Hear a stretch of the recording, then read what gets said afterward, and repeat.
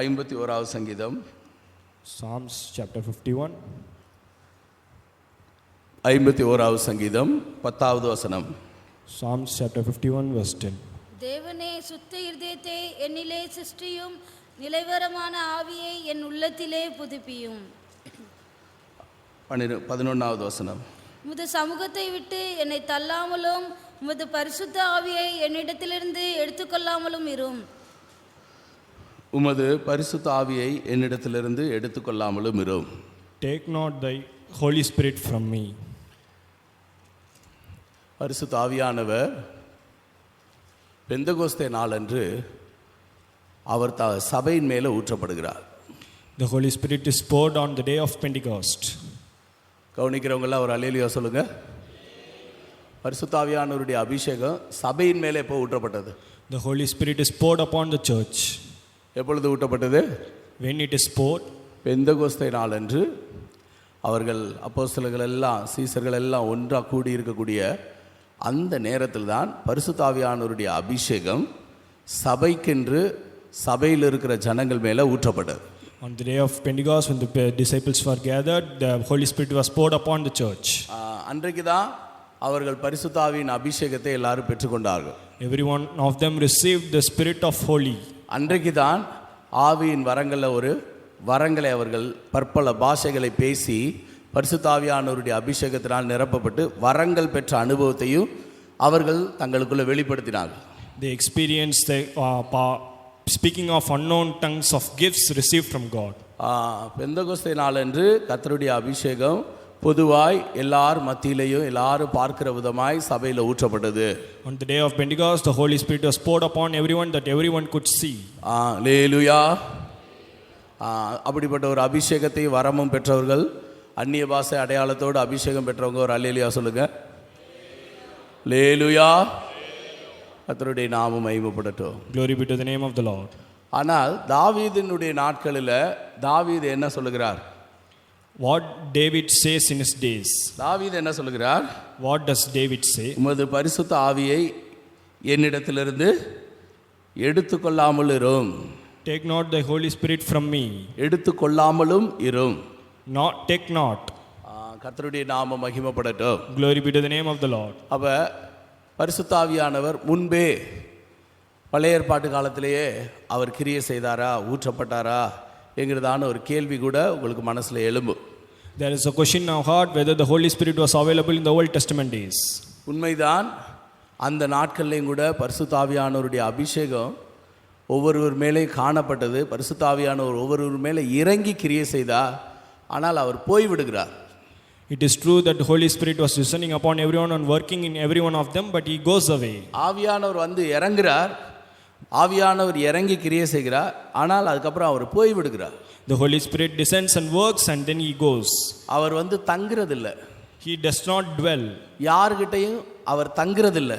He does not dwell on anyone. இப்போ பரிசுத்த ஆவி ஒரு மனுஷனிடத்துல இருக்கும்போது பழைய ஏற்பாட்டு காலத்தை குறித்து சொல்லுகிறேன். இப்பொழுது I am saying about the Old Testament days. இப்பொழுது நான் பழைய ஏற்பாட்டு காலத்தை குறித்து சொல்லுகிறேன்.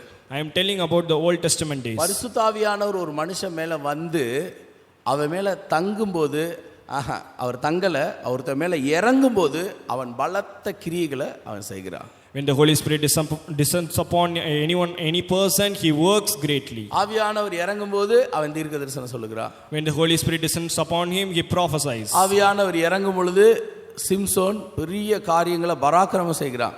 When the Holy Spirit descended upon them, he did mighty works. Samson மேலே கர்த்தருடைய ஆவியானவர் இறங்கினார். கர்த்தருடைய ஆவி அவன் மேலே இறங்கின உடனே அவன் பெரிய பயங்கரமான காரியங்களை செய்வான். When the Spirit of God descended upon Samson, he did mighty works. ஆனால் அவன் மேலே இறங்கினாரே ஒழிய அவன்கிட்ட ஆவியானவர் தங்கி இருக்கல.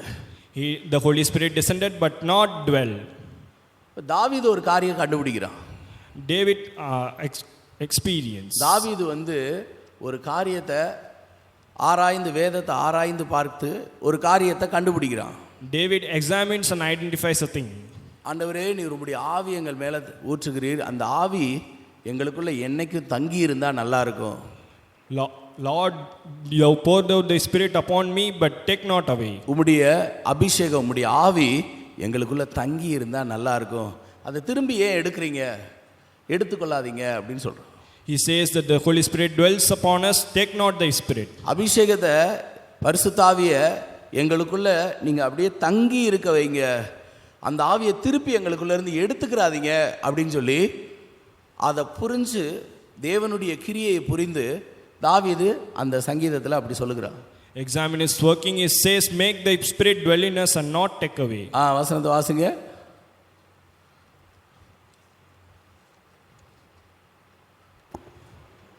இந்த சமூகத்தை விட்டு என்னை தள்ளாமலும் உமது பரிசுத்த ஆவியை என்னிடத்திலிருந்து எடுத்துக்கொள்ளாமலும் இரும். திரும்ப வாசிங்க.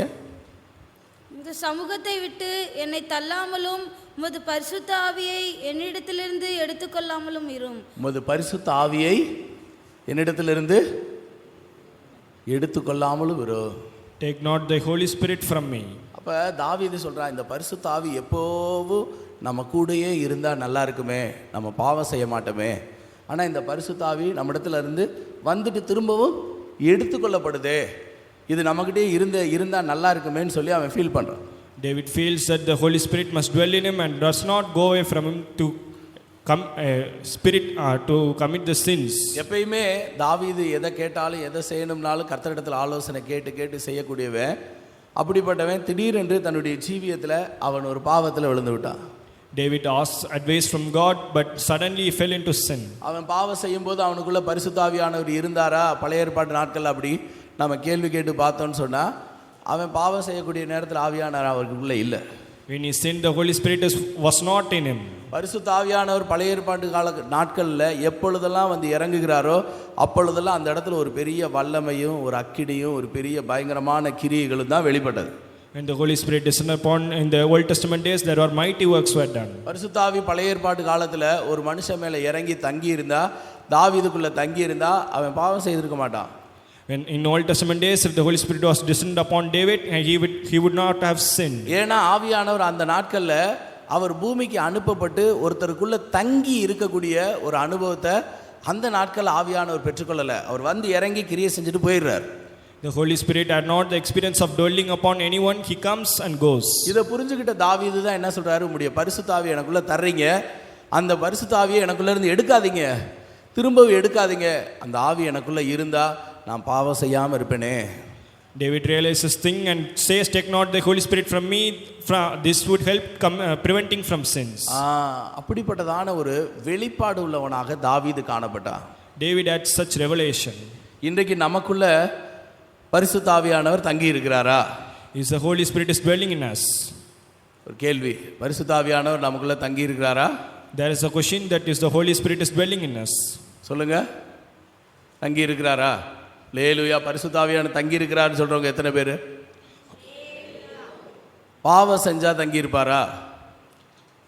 Would he dwell if we sin? பாவம் செஞ்சா தங்கி இருப்பாரான்னு கேட்கறத விட நமக்குள்ள பாவம் இருந்தா அவர் நமக்குள்ள இருப்பாரா? If sin is in us, whether he will be in us. அவர் நமக்குள்ள இருக்கிற பாவத்தை குறித்தும் அநீதியை குறித்தும் நம்ம செய்கிற அக்கிரமங்களை குறித்தும் கண்டித்து உணர்த்துவார்ன்னு இருக்கேப்பா. அதுக்கு என்ன அர்த்தம்?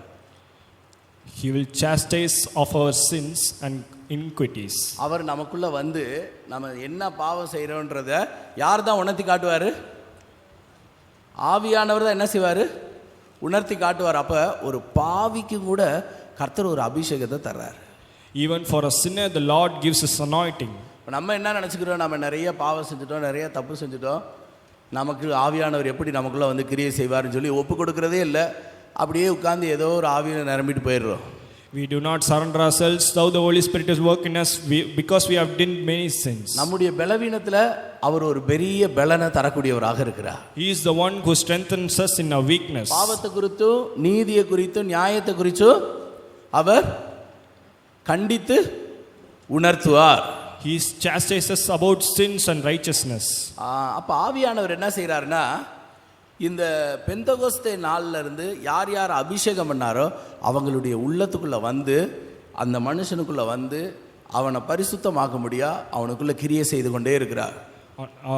The Holy Spirit comes and dwells and that he may be live a holy life. அவங்க ரொம்ப ஆவியானவரை துக்கப்படுத்தும் போது, ரொம்ப ஆவியானவரை வேதனைப்படுத்தும் போது தான் ஆவியானவர் அவர்களை விட்டு விலகிறார். When they grieve the Holy Spirit is taken away. ஆவியானவர் ஒரு மனுஷனை விட்டு விலகுறாருன்னு சொன்னா அவன் ரொம்ப ஆவியானவரை துக்கப்படுத்திருக்கணும், ரொம்ப திரும்ப திரும்ப திரும்ப பாவம் செய்திருக்கணும். அப்போதான் ஆவியானவரை விட்டு வெளியே போவார். ஒரு தடவை ஒரு தவறு செஞ்சுட்டா, ஒரு தடவை ஒரு காரியத்தில் தவறு விழுந்தா உடனே அவர் போக மாட்டார். அவர் இருதயத்துக்குள்ள இருந்து கண்டிச்சு உணர்த்துவார். If the Holy Spirit goes away, he has done repeated sins. Otherwise, he will instruct us about our sins. பழைய ஏற்பாட்டு காலத்தில் ஏன் இறங்கி ஆவியானவர் இறங்கினாரு, திரும்பவும் ஏன் போயிட்டாரு? In Old Testament days, why did the Holy Spirit descend and gone away? ஏன் அப்படி போயிட்டாரு? Why did he go so? அந்த நாட்களில் பாருங்க, ஆதியில் எடுத்துக்கொள்ளுங்க. ஆதியாகமம் 1ஆம் அதிகாரம் 2வது வசனம் வாசிங்க. Genesis chapter 1 verse 2. பூமியானது ஒழுங்கின்மையும் வெறுமையுமாயிருந்தது, ஆழத்தின் மேல் இருள் இருந்தது, தேவ ஆவியானவர் ஜலத்தின் மேல் அசைவாடி கொண்டிருந்தார். தேவ ஆவியானவர் ஜலத்தின் மேல் அசைவாடி கொண்டிருந்தார் வாசிக்கிறோம். The Holy Spirit was dwelling among the sea. இப்போ நம்ம பரிசுத்தவான்கள் அதுக்கு என்ன அர்த்தம் சொல்றாங்க? What does the saints say ஏன் about ஆவியானவர் ஜலத்தில் அசைவாடினார்? why did the Holy Spirit move on the face of the water? தண்ணீர் தாழ்மையை காட்டுகிறது. தாழ்மை. Water shows humbleness. தண்ணீர் தாழ்மையை காட்டுகிறது. Water shows humbleness. ஒரு தண்ணியை நீங்க இங்க மேல இருந்து இந்த டேபிள் அப்படியே ஒரு கிளாஸ் தண்ணியை ஊத்திட்டா இந்த தண்ணி அப்படியே நிற்க, இந்த டேபிளை விட்டு தாண்ட மாட்டேன் நிற்காது. அது எங்க பள்ளம் இருக்குதோ அந்த இடத்த நோக்கி வேகமாக ஓடிடும். If you pour a glass of water on the table, you will not stagnate but pour away. அந்த தண்ணீரின் மேல ஆவியானவர் அசைவாடி கொண்டிருந்ததை பரிசுத்தவான்கள் என்ன சொல்றாங்க? தாழ்மையான ஒரு அனுபவம் யார் யாருக்குள்ள இருக்கோ அவங்க மேலதான் ஆவியானவர் தங்கி இருக்கிறார்.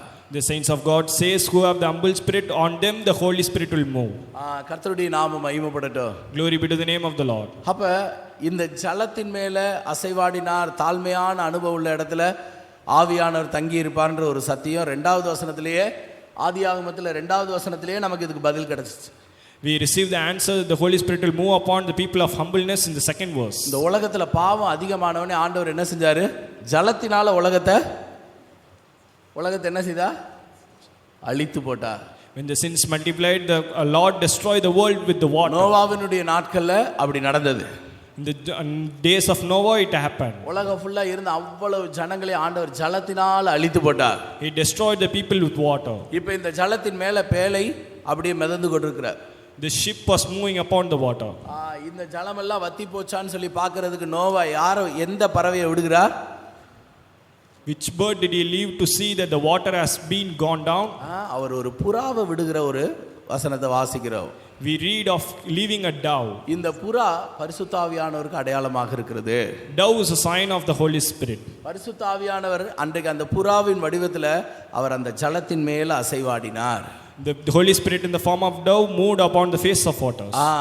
ஜலத்தின் மேல நோவாவினுடைய நாட்கள்ல ஜனங்கள் எல்லாம் அழிக்கப்பட்டதான வேளையில இந்த புறா அந்த ஜலத்தின் மேல அது பறந்து தன்னுடைய உள்ளங்கால் வைத்து இளைப்பாடுறதுக்கு ஒரு இடம் இல்லாம திரும்பவும் நோவாவினுடைய கைகளுக்கு வந்ததுன்னு வாசிக்கிறோம். When the people were destroyed, the dove moved upon the face of waters and could not stand upon the waters and returned to Noah. வாசிங்க, அந்த வசனத்தை எடுத்து வாசிங்க. 8:9 வாசிங்க. பூமியின் மீதெங்கும் ஜலம் இருந்தபடியால் அந்த புறா தன் உள்ளங்கால் வைத்து இளைப்பாற இடம் காணாமல் திரும்பி பேழையிலே அவனிடத்தில் வந்தது. இப்போ இந்த ஜலத்தின் மேல புறா பறந்தது எதற்கு அடையாளம் அப்படின்னு சொன்னா பரிசுத்த ஆவியானவருக்கு அடையாளம். What is a sign that the dove moved upon the face of waters? The sign of the Holy Spirit. ஆதியில பரிசுத்த ஆவியானவர் ஜலத்தின் மேல அசைவாடினார். In the beginning the Holy Spirit moved upon the face of waters. இந்த புறாவும் கூட இப்பொழுது ஒரு ஜலத்தின் மேல தான் பறந்துட்டு வருது. This dove also moves upon the face of waters. இது பரிசுத்த ஆவியானவருக்கு அடையாளம். This is a sign of the Holy Spirit. ஆனா இதுல ஒரு சத்தியம் சொல்லப்பட்டிருக்கு. The truth is said in it. என்ன சொல்லப்பட்டிருக்கிறது? What is the truth? இந்த புறா தன்னுடைய உள்ளங்கால் வைத்து இளைப்பாடுறதுக்கு ஒரு ஸ்தலம் கிடைக்கல. There was no place found to rest for the dove with his soul. பரிசுத்த ஆவியானவர் தன்னுடைய உள்ளங்கால்களை ஒரு இருதயத்துக்குள்ள வைத்து அமர்ந்து இளைப்பாற வேண்டும். அதற்கு ஏற்ற ஒரு ஸ்தலம், ஒரு மனுஷனுடைய இருதயம் அந்த நாட்களில் யாருக்குள்ளே காணப்படலை. ஏன்னா அவங்க ஏதாகிலும் ஒரு விதத்தில் பாவிகளாய் பாவம் செய்யக்கூடியவங்களாக காணப்பட்டாங்க. There was no heart for the Holy Spirit to rest his soul of the foot because they sinned. கர்த்தருடைய நாமம் மகிமைப்படட்டும். Glory be to the name of the Lord. ஆனா இயேசுவினுடைய ஞானஸ்நான வேளையில நாம் பார்க்கும் பொழுது, While the baptism of Jesus, இந்த ஆவியானவர் முதல்ல யாருடைய இருதயத்துல இறங்குறார்? the first, when did the Holy Spirit descend upon our heart? இந்த புறா யாருடைய உள்ளத்துல வந்து இறங்கி அது வந்து தங்குகிறது? Upon whom's heart the dove comes and rests? இயேசு ஞானஸ்நானம் எடுத்து அந்த தண்ணீரிலிருந்து எழும்பின உடனே, When Jesus baptized and rose upon the waters, இதோ புறா பறந்து வந்து ஆண்டவருடைய இருதயத்துக்குள்ள வந்து அப்படி இறங்கி அதுல தங்குகிற ஒரு அனுபவத்தை நான் பார்க்கிறோம். அந்த வசனத்தை வாசிங்க. the dove, மத்தேயு 3:16. இயேசு ஞானஸ்நானம் மத்தேயு 3:16. 3:16. இயேசு ஞானஸ்நானம் பெற்று ஜலத்திலிருந்து கரையேறின உடனே இதோ வானம் அவருக்கு திறக்கப்பட்டது, தேவ ஆவி புறாவை போல இறங்கி தம்மேல் வருகிறதை கண்டார். தங்கி அது உள்ள இறங்கி தங்கக்கூடிய ஒரு அனுபவங்க. it is the experience of coming and dwelling. ஆண்டவர் மேல இறங்கி, அதாவது யோவான் சொல்லுகிறார். John says, யோவான் சொல்லுகிறார், யோவானுக்கு தீர்க்க தரிசனம் சொல்லப்பட்டிருக்கிறது என்னன்னா, இந்த புறா யார் மேல வந்து இறங்கி அவர்களுக்குள்ள தங்கி இருக்கிறது அவர்தான் இயேசு. அந்த வசனத்தை எடுத்தவங்க வாசிக்க. it was prophesied to John that upon whom the dove comes and dwells, it is Jesus. அப்ப இயேசுக்குள்ள தான் பரிசுத்த ஆவியான தடவை அப்படியே இறங்கி உள்ளத்துக்குள்ள வந்து என்ன செய்கிறார்? அப்படியே லேண்ட் ஆகிறார். காலை வச்சு இறங்கி அவருடைய உள்ளத்துல தங்குகிறார். Upon Jesus it was the first time the Holy Spirit came and dwelt in him. அவர் உள்ளங்கால் பதிக்கிற ஒரு அனுபவத்தை நம்ம கிறிஸ்துவின் மூலமா தான் அறிந்து கொள்கிறோம். Through Jesus we know that the experience of resting the sole of feet. கர்த்தருடைய நாமம் மகிமைப்படட்டும். Glory be to the name of the Lord. ஆவியானவர் கிறிஸ்துவுக்குள்ள வந்து இயேசுக்குள்ள வந்து இறங்குறத ஆண்டவருடைய உள்ளத்துல இறங்கி அவரோடு கூட இருந்த ஒரு அனுபவத்தை தான் அந்த வசனம் வெளிப்படுத்துகிறார். This verse says that how the Holy Spirit came and dwelt in the heart of Jesus. இப்போதான் ஆண்டவர் சொல்றார், இந்த பூமியில வந்து அவர் ஊழியம் செய்ததான நாட்கள்ல, அவர் பரத்துக்கு ஏறி போகிறதான நாட்கள்ல நான் போய் அவர் சொல்லுகிறார், உங்களுக்காக தேற்றரவாளனை அனுப்புகிறேன். I will send he who comforteth you. இயேசு யாரை சொல்லுகிறாரோ, இயேசு எந்த ஜனங்களை காட்டுகிறாரோ அவர்கள் மேல ஆவியானவர் இறங்கி அவர்களுடைய உள்ளத்துல வாசம் பண்ணுகிறார். Upon the people whom Jesus shows, upon the Holy Spirit descends and dwells in them. வசனம் எடுத்துட்டீங்களா? வாசிங்க.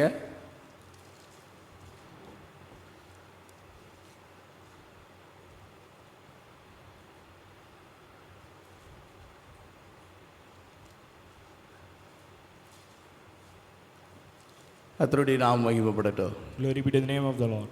என்ன பரிசுத்த ஆவியானவர் கிறிஸ்துவினால் அனுப்பப்பட்ட போது அவர் நமக்குள்ள வந்து தங்குகிறார். When the Holy Spirit was sent by Jesus, he comes and dwells. ஆதி நாட்கள்ல அவர் வந்து போகிறார். ஆனா இப்பொழுதோ அவர் இந்த பூமியில வந்து அபிஷேகம் பெற்ற தேவனுடைய பிள்ளைகளுடைய உள்ளத்துல தங்குகிறார். In the beginning he comes and goes, but nowadays he comes and rests in the hearts of the people who have received the anointing. கர்த்தருடைய பரிசுத்த நாமம் மகிமைப்படட்டும். Glory be to the holy name of the Lord. இப்ப ஆவியானவர் வந்து ஒரு மனுஷனுக்குள்ள வந்து தங்கி அவனுக்குள்ள ஒரு அபிஷேகத்தை தந்து அவனுடைய உள்ளத்துல இருந்து அவன் செய்கிறதான பாவங்கள் தப்பி தவிர அவனுடைய ஜீவியத்தில் வரக்கூடிய தவறுகள் பிழைகள் இதெல்லாம் அவர் கண்டித்து உணர்த்தக்கூடியவராக இருக்கிறார். The Holy Spirit comes and dwells and gives us anointing and instructs about the sins committed. கண்டித்து உணர்த்தக்கூடியவராக இருக்கிறார். He instructs and chastises. அவர் அவர்களுக்கு போதிக்கிறார். He gives advices. எல்லா காரியங்களை குறித்து போதிக்கிறார். He gives advices of all things. இப்பொழுது புதிய ஏற்பாட்டு காலத்துல பரிசுத்த ஆவியான நம்முடைய உள்ளத்துல வந்து வாசம் பண்ணுகிறபடினால் இது தேவனுடைய ஆலயமாக காணப்படுகிறது. In the New Testament the Holy Spirit comes and dwells in us, so it is called the church of God. கர்த்தருடைய பரிசுத்த நாமம் மகிமைப்படட்டும். Glory be to the holy name of the Lord. எனவே இயேசு பரத்துக்கு எடுத்துக்கொள்ளப்பட்ட பிற்பாடு ஆவியானவர் இந்த பூமியில் அனுப்பினார். When Jesus was taken to heaven, the Holy Spirit came upon the earth. அந்த ஆவியானவரை சொல்லி அனுப்புகிறார். இந்த ஜனங்கள் எல்லாம் எனக்கு காத்திருப்பார்கள், எனக்காக ஒரு அபிஷேகத்துக்காக காத்திருப்பார்கள். அந்த ஜனங்கள் மத்தியில் போய் நீங்க இறங்கி அவர்களுடைய உள்ளத்துல வாசம் பண்ணுங்க. Jesus said to that the particular people will be waiting for you. Upon them you descend upon them and dwell with them.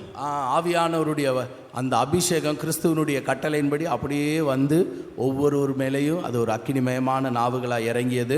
அன்றைக்கு அவங்களுடைய உள்ளத்தில் ஆவியானவர் வாசம் பண்ண ஆரம்பித்தார்.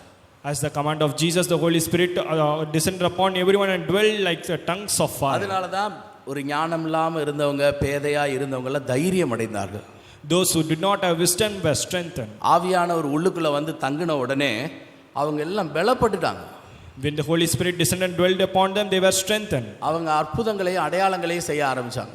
They did signs and wonders. அவங்க கர்த்தருடைய ஊழியங்களை வல்லமையா செய்ய ஆரம்பித்தார்கள். They did their ministries with power of God. கர்த்தருடைய பரிசுத்த நாமம் மகிமைப்படட்டும். Glory be to the holy name of the Lord. அவங்களுக்குள்ள ஆவியானவர் உள்ளத்துல தங்கி இருந்தார். Upon in them the Holy Spirit dwelt. பழைய ஏற்பாட்டு காலத்துல வந்து இறங்குவார், அதுக்கப்புறம் போயிடுவார். In the Old Testament he comes and goes away. ஆனா புதிய ஏற்பாட்டு காலத்துல அவங்களுக்குள்ள தங்கியே இருக்கிறார். In New Testament he dwelleth in them. இந்த அனுபவங்களை புரிஞ்சுக்கிட்டவங்க ஆவியானவர் தனக்குள்ள இருக்கிறார் சொல்லி அந்த ஒரு பெரிய வல்லமையை குறித்து ஒரு வெளிப்பாடு உள்ளவங்களா இருப்பாங்க. Those who understand this experience, they will have the revelation of the power of the Holy Spirit. இவ்வளவு பெரிய வல்லமையுள்ள ஆவியானவர் நம்முடைய உள்ளத்துல இருக்கிறாருன்னு சொன்னா அந்த வல்லமையை யூஸ் பண்ணாம இருந்தாங்கன்னா ஒருத்தவங்க எவ்வளவு பேதையா இருக்காங்கன்னு யோசிச்சு பாருங்க. Those who realize there is a power of God of the Holy Spirit, they do not use it. நமக்குள்ள இருக்கிற பரிசுத்த ஆவியை நாம் துக்கப்படுத்தக்கூடாது. அவரை ரொம்ப துக்கப்படுத்தினா மட்டும்தான் அவர் அந்த இடத்துல இருந்து போயிடுவார். We should not grieve the Holy Spirit. If we grieve him, he goes away.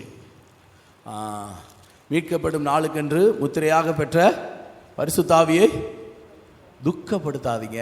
Do not grieve the Holy Spirit who have received as a redemption.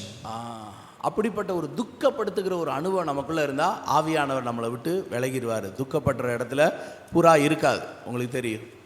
If you have the experience of grieving the Holy Spirit, the Holy Spirit goes away.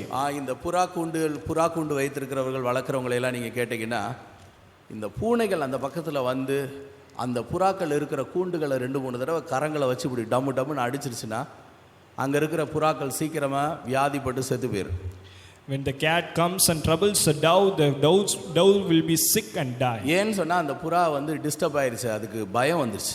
The doves are disturbed and have fear. தொந்தரவு பண்ணிங்க, அதை ஒரு மிருகம் வந்து தொந்தரவு பண்ணிச்சு. An animal troubles it. திறந்து விட்டா அது அப்படியே பறந்து போயிடும், திருப்பி அந்த இடத்துக்கு வராது. If you open it, goes away and does not come. இதுதான் புறாவினுடைய ஒரு அனுபவம். It is the experience of the dove. பரிசுத்த ஆவியானவர் நமக்கு உதவி செய்ய முடியா, நமக்கு வேண்டுதல் செய்ய முடியா, அவர் நம்முடைய உள்ளத்துல வந்து தங்கி இருக்கிற ஒரு பயங்கரமான ஒரு ஆச்சரியமான ஒரு காலம் இந்த காலம். It is the days that the Holy Spirit comes and dwells and makes supplication for us. அப்ப காத்திருப்பு கூட்டங்கள்ல இப்படிப்பட்ட கூட்டங்கள்ல வரும் பொழுது நமக்குள்ள இருக்கிற ஆவியானவருடைய வல்லமையை நாம் புதுப்பித்துக் கொள்ள வேண்டும்.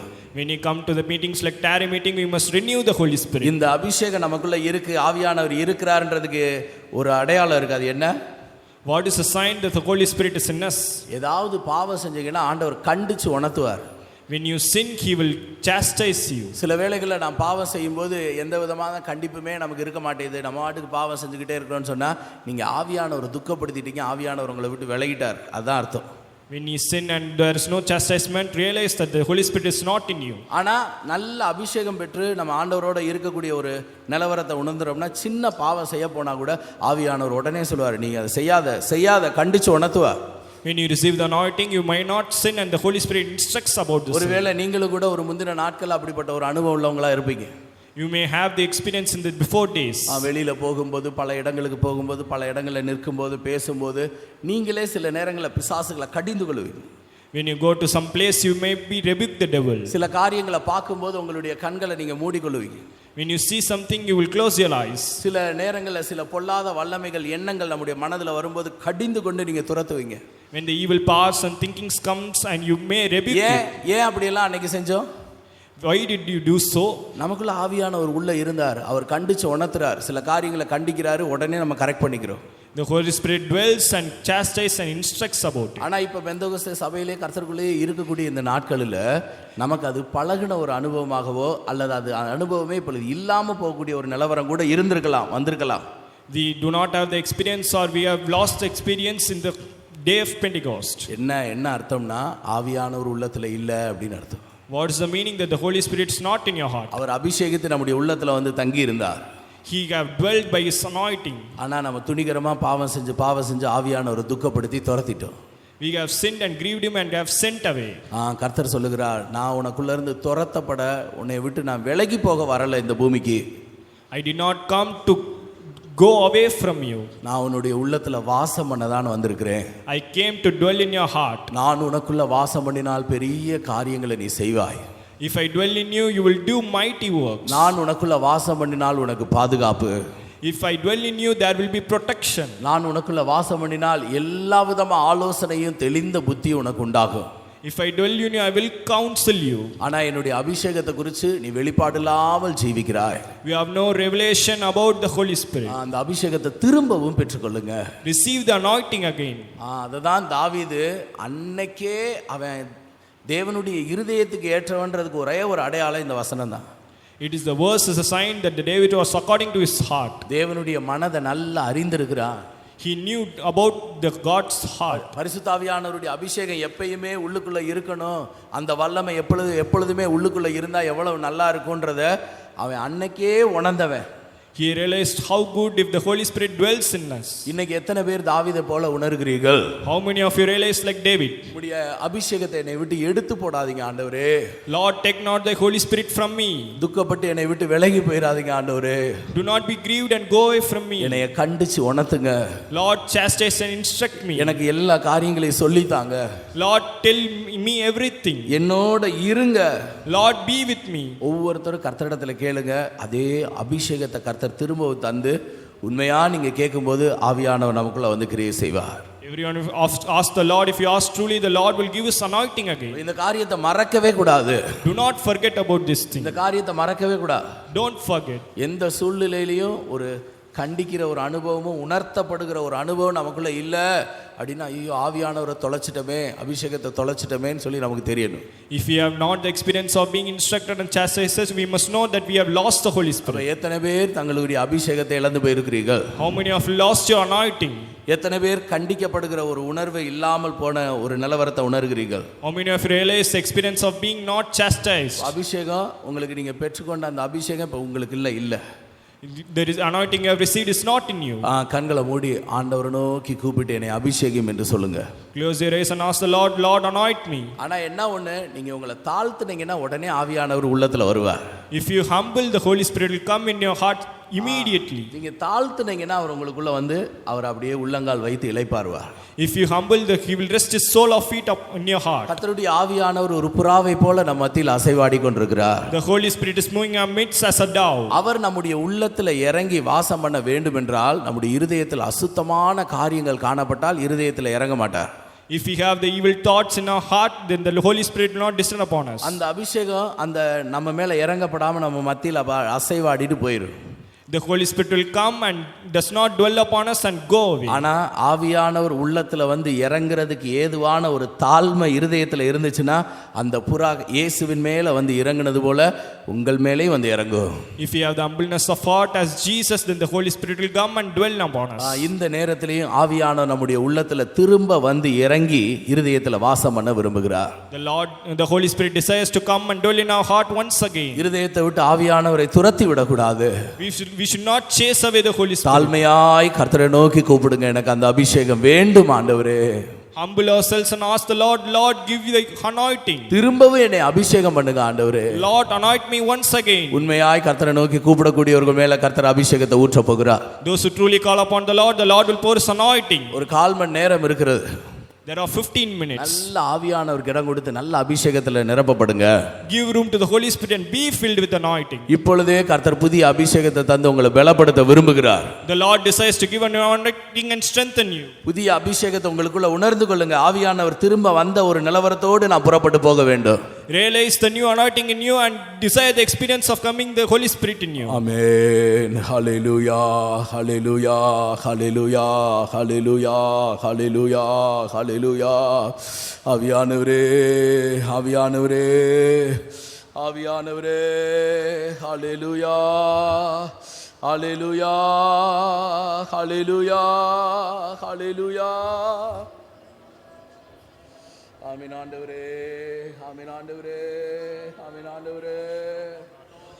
ஹல்லேலூயா, ஹல்லேலூயா.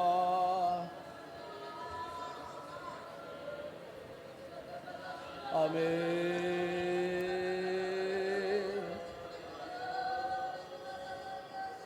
ஆமென். ஹல்லேலூயா, ஹல்லேலூயா, ஹல்லேலூயா. ஆமென், ஆமென், ஆமென், ஆமென். ஹல்லேலூயா, ஹல்லேலூயா.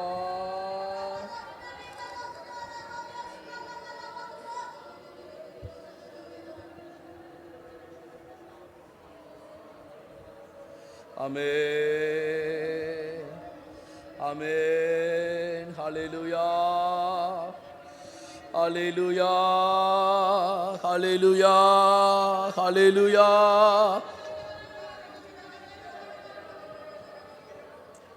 ஆமென், ஆமென், ஆமென். ஹல்லேலூயா, ஹல்லேலூயா, ஹல்லேலூயா, ஹல்லேலூயா, ஹல்லேலூயா, ஹல்லேலூயா, ஹல்லேலூயா.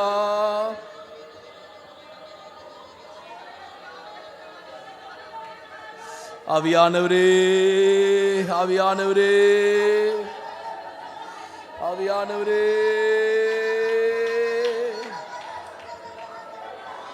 ஹல்லேலூயா, ஹல்லேலூயா.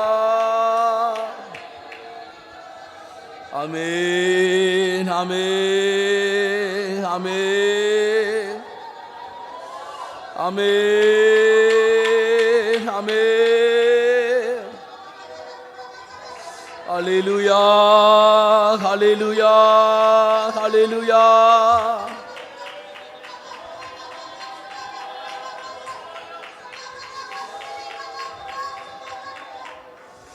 ஆமென், ஆமென், ஆமென். ஹல்லேலூயா, ஹல்லேலூயா, ஹல்லேலூயா.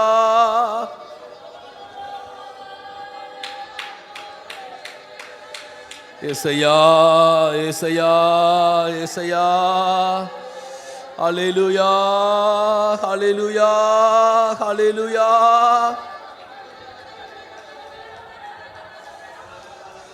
தேவனே,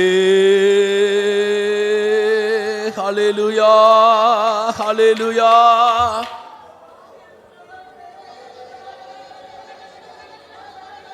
ஆமென், ஆமென். ஆவியானவரே, எங்கள் மேல இறங்கி தங்க வேண்டும், எங்கள் மேல இறங்கி தங்க வேண்டும் ஆண்டவரே. ஹல்லேலூயா, ஹல்லேலூயா, ஹல்லேலூயா.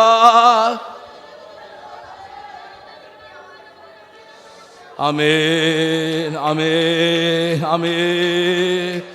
ஹல்லேலூயா, ஹல்லேலூயா, ஹல்லேலூயா, ஹல்லேலூயா. ஆமென் ஆண்டவரே, ஆமென் ஆண்டவரே, ஆமென் ஆண்டவரே.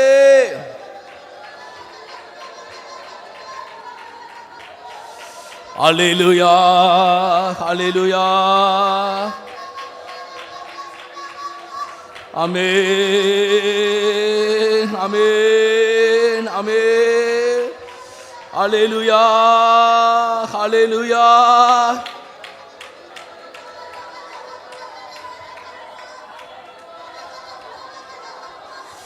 ஆமென், ஆமென், ஆமென், ஆமென், ஆமென். ஆவியானவரே, எங்கள் மேல் இறங்கி எங்கள் மேல் தங்கும் கர்த்தாவே.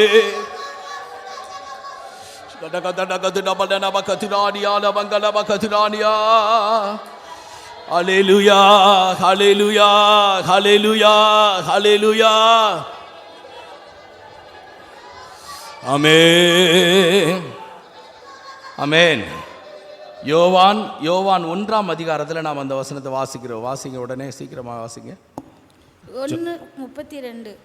யோவான் 1:32. பின்னும் யோவான் சாட்சியாக சொன்னது, ஆவியானவர் புறாவை போல வானத்திலிருந்து இறங்கி இவர் மேல் தங்கினதை கண்டேன். யோவான் சாட்சி கொடுக்கிறார். John testifies. ஆவியானவர் புறாவை போல வானத்திலிருந்து இறங்கி இவர் மேல் தங்கினதை கண்டேன். இயேசுவின் மேல அந்த புறா முதல் முறையாக ஆவியானவர் இறங்கி ஒரு மனுஷனுடைய ஒரு சரீரத்தில் இறங்கி தங்கின ஒரு அனுபவம் எதுன்னு சொன்னா கிறிஸ்துவினுடைய சரீரம். The Holy Spirit is laying upon the man for the first time. It is the experience of the Holy Spirit. பாவமில்லாத சரீரம். It is not the body without sin. பரிசுத்தமான சரீரம். It is the holy body. இந்த சரீரத்தில் தான் ஆவியானவர் இறங்கி தங்குறார். It is the body the Holy Spirit descends and dwells. அதுவரையும் யோவானுக்கு கூட அவரை தெரியல. Until then John did not know it. அடுத்த 33வது வசனத்தை வாசிங்க. நானும் இவரை அறியாதிருந்தேன், ஆனாலும் ஜலத்தினால் ஞானஸ்நானம் கொடுக்கும்படி என்னை அனுப்பினவர் ஆவியானவர் இறங்கி யார் மேல் தங்குவதை நீ காண்பாயோ. ஜலத்தினால் ஞானஸ்நானம் கொடுக்கும்படி என்னை அனுப்பினவர் ஆவியானவர் இறங்கி யார் மேல் தங்குவதை நீ காண்பாயோ அவரே பரிசுத்தாவியினால் ஞானஸ்நானம் கொடுக்கிறவர். He that sent me to baptize with water, upon the whom the Holy Spirit descending and remaining on him, the same is he which baptized with Holy Spirit. இயேசுவின் மேல பரிசுத்தாவியானவர் வந்து இறங்கி தங்குகிறார். The Holy Spirit comes and descends upon Jesus. அப்படிப்பட்ட ஒரு அனுபவத்தை பெற்ற கிறிஸ்து தான் பரிசுத்தாவியினால ஞானஸ்நானம் பண்ணுகிறார். He is the one who received that such experience, is the one who baptized with the Holy Spirit. அப்ப இயேசு கிறிஸ்துவின் மூலமா தான் நமக்கு ஒரு ஞானஸ்நானம் கொடுக்கப்படுகிறது. Through Jesus we are baptized. அந்த ஞானஸ்நானம் பரிசுத்தாவியினால் உண்டாகிற ஞானஸ்நானம். It is the baptism of the Holy Spirit. அப்ப கிறிஸ்து யாரை காட்டுகிறாரோ, யாருக்கு ஞானஸ்நானம் கொடுக்கணும்னு நினைக்கிறாரோ அவங்க தான் பரிசுத்தாவியின் அபிஷேகத்தை பெற்றுக்கொள்கிறார்கள். The people who receive the anointing of the Holy Spirit is the one who Jesus decided to give it. யோவான் சொல்லுகிறார், தண்ணீரினால ஞானஸ்நானம் கொடுக்கும்படி என்னை அனுப்புனவர் அவர் யாருன்னு எனக்கு தெரியாது, ஆனா இப்ப இவர்தான் பரிசுத்தாவியானவர் புறாவை போல இறங்கி இவருடைய உள்ளத்துல தங்கினதை நான் பார்த்தேன், இவர்தான் பரிசுத்தாவியினால ஜனங்களுக்கு ஞானஸ்நானம் கொடுக்க போறார். I knew not him, he that sent me to baptize with water, but he that descended upon the Holy Spirit, upon whom that descended is the baptizing of the Holy Spirit. இயேசுவின் மூலம் தான் பரிசுத்தாவியானவருடைய ஞானஸ்நானத்தை நாம் பெற்றுக்கிறோம். இல்லைன்னா இந்த அபிஷேகம் நம்ம பெற முடியாது. Through Jesus we receive the baptism of the Holy Spirit. இயேசுவின் மூலம் தான் பரிசுத்தாவியானவர் நம்முடைய உள்ளத்துல வந்து தங்கி இருக்கிறார். இல்லாட்டினா இந்த அனுபவம் நமக்கு கிடையாது. Through Jesus the Holy Spirit descends and dwells upon us, otherwise we will not experience. அப்ப கர்த்தர் நம்மளையும் நேசிச்சு இந்த பரிசுத்தாவியானவருடைய ஞானஸ்நானத்தை நமக்கு தந்திருக்கிறார். The Lord has loved us and give the Holy Spirit through Jesus. அப்ப ஆவியானவர் நம்முடைய உள்ளத்துல வந்து வாசம் பண்ணுகிறார். The Holy Spirit comes and dwells in our heart. அவர் நமக்குள்ள இருந்து அவர் நமக்குள்ள ஒவ்வொரு வேலைகளையும் செய்து கொண்டிருக்கிறார். He dwells and does every work. கிறிஸ்துவின் மூலம் அனுப்பப்பட்ட ஒரு ஆவி. Through Jesus it is the Spirit sent. இந்த பரிசுத்தாவியானவரை நம்ம இழந்து போகவே கூடாது. We should not lose this Holy Spirit. இந்த அபிஷேகத்தை இழந்து போக கூடாது. We should not lose this anointing. அக்கினியினால பரிசுத்தாவியானவருடைய அக்கினியினால ஞானஸ்நானம் பண்ணப்பட்ட ஒரு அனுபவத்தை இழந்து போக கூடாது. We should not lose the experience of receiving the Holy Spirit through fire. ஒவ்வொருவரும் அந்த அனுபவத்தை திரும்ப புதுப்பித்துக் கொள்வோமாக. Let all of us renew this experience. அந்த அபிஷேகத்தினால் நிரப்பப்படுவோமாக. Be filled with anointing. கிறிஸ்து நமக்கென்று தந்த அந்த வல்லமையினால் நிரப்பப்படுவோமாக. Be filled with anointing that Jesus has given us. Hallelujah, hallelujah, hallelujah.